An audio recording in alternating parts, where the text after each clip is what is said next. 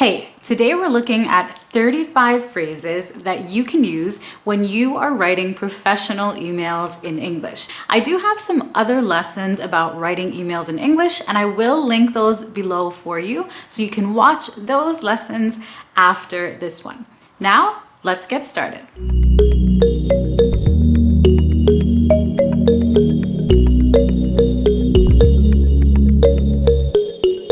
So let's start off with greetings. You can begin your email with dear, hello, good morning, good afternoon, or hi, and the person's first name in most cases. Now, hi is casual, but it's totally okay in business when you are writing to people who you know well and people who you write emails to often, like your colleagues. So if you're writing to colleagues who work in your organization or in your office, it's totally okay to address them with hi and their first name. Now, if you need to be a little bit more formal, you can address your recipient with Mr. or Miss and their surname. In English, we use a person's surname or last name after the title of Mr. or Miss. And of course, this is a little bit more formal. If you are writing to a woman, you can address them as Miss MS instead of Mrs. MRS. This is a little bit old-fashioned, and we used to use MRS to address married women, but nowadays it's a common practice to just use Miss for all women. Okay, next, let's look at some opening statements. It is polite and expected to begin your emails with an opening statement after your greeting. It doesn't have to be long, but you should generally include one. So you could write, I hope you're well. I hope you had a nice weekend or a nice holiday. Of course, if the weekend just ended or if there was just a holiday. You can also write thank you for something. Thank you for getting in touch. Thank you for your email. Thank you for your prompt reply. Thank you for the information, and thank you for your inquiry. Now, all of these are appropriate if you are responding to an email. Of course, you can start off with thanking the person for their previous email. You can also say, thanks for your call, referring to a call earlier in the day, or it was nice chatting with you this morning. So let's say that you had a phone call with someone in the morning and you email them in the afternoon.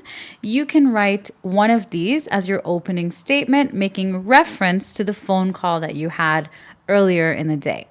All right, next, some reasons for writing. So after your greeting and your opening statement, you want to include a reason for your email. For example, I am writing to inform you. I am writing to inform you that tomorrow's meeting has been canceled. Now, this one is a little bit formal. Next, I'm writing regarding. I am writing regarding your order number 1, 2, 3. Now, regarding simply means I am writing about, but again, it is formal. You can also say, I'm writing in regards to your order number 1, 2, 3. So these two are the same. I'm writing regarding or I'm writing in regards to. It's just a variation or another option for you. You can also say, this is to inform you that your order has been shipped. So this email is to inform you or tell you about something. Another option, this is just to let you know. This is just to let you know that we are still waiting on approval from Joe. So this one is a little bit more neutral. This one is good with colleagues when you don't have to be too formal. And this is a quick follow-up on the final invoice. So if you are writing to follow up or check the status of something, your reason for writing can be, this is just a quick follow-up on. Or, I received your contact details from Sarah, and I am writing to you regarding. So this is a really nice way to start if you have gotten this person's email address from a friend or from a colleague and you're writing to them for the first time. I received your contact details from the name of the person, and I'm writing to you about this topic. So I've received your contact details from Sarah, and I'm writing to you regarding a project that my team and I are working on. Okay, next, let's have a look at attachments. When you need to include attachments in your email, here's how you can do it. Please see the document name attached. It's very simple. Make sure that you name your documents something that makes sense. So, for example, if you're attaching your CV, the document name can be Julie's CV and the date, or your full name. So make sure you name your documents logically so that the recipient can keep the files organized on their computer. You can also write, I have attached, and again, your document name. And if you have a lot of attachments, you can list them like this. Please find the following attached: document 1, document 2, document 3, and document 4. And again, these are the names of the files or documents that you are attaching. Okay, next, let's have a look at sentence starters, some phrases that you can use to begin your sentences. As previously discussed, I will have the revisions to you by the end of the week. So, as previously discussed means the topic that we talked about before. Another one, considering that, okay, considering that there have been positive customer feedback, considering that there has been positive customer feedback, we will move forward with the launch. So we've taken this into consideration, we've thought about it, we've considered it, and we've decided to move forward. Next, basically. This is a really versatile, common, easy one. Basically, you can use it when you're summarizing. So basically, we're looking for someone who can handle the entire process for us. Or in this situation. So in this situation, we will issue a refund. Okay, next, let's have a look at making requests, making polite and professional requests. Would it be possible? Would it be possible? Would it be possible for us to meet on Wednesday at 9 o'clock? I was wondering if you could. I was wondering if you could send me a copy of the report. Would you mind? Would you mind following up with John? Now, keep in mind that after the phrase, would you mind, you always use a verb with ing. You do not use to. So, would you mind to follow up with John is incorrect. Would you mind following up? Would you mind doing this, helping me with this? So, after would you mind, always use ing. So before we continue, I want to invite you to join Business English Week. Now, Business English Week is a free online event, absolutely free, that myself and teacher Tiffany have created to help you improve your business English communication skills. To register, you just have to click the link down below this video.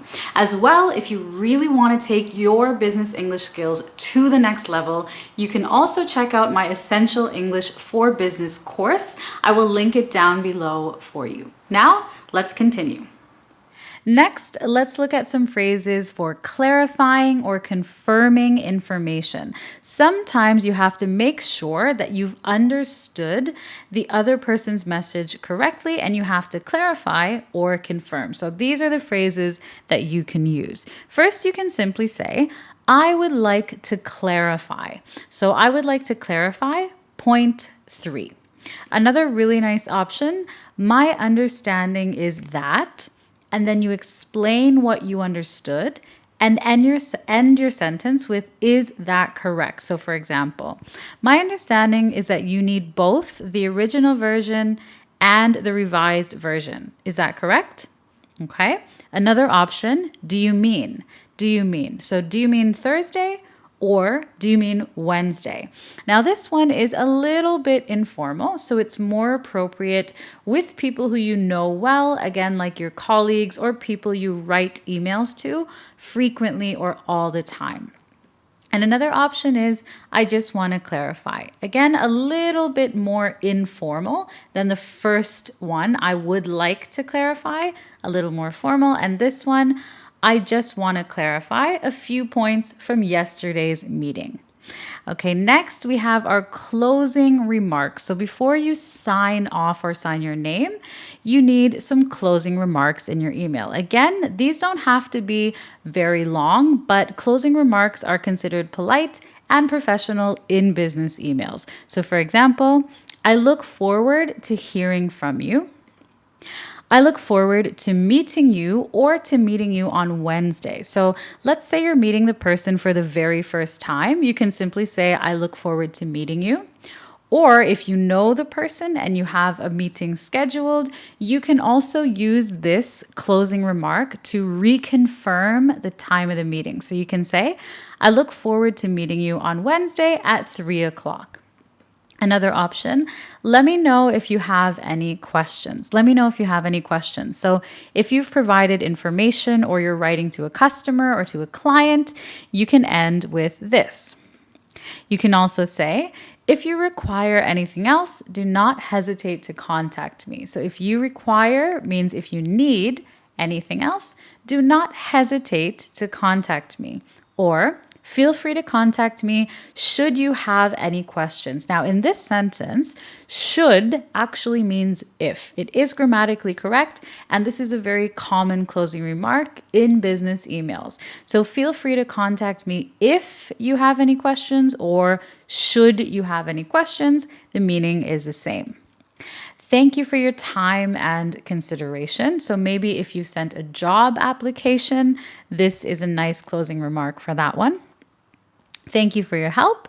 If the other person has helped you with something or given you some information that you needed, let me know what you think. If you are waiting for the other person's opinion about something, you can say, let me know what you think. See you soon, or see you tomorrow, or see you next week. Or have a nice day. Now, I just want to point out the exclamation points here with these last two examples. In business, generally speaking, we kind of stay away from exclamation marks unless you are giving someone well wishes like happy birthday, have a great holiday, Merry Christmas, have a wonderful weekend.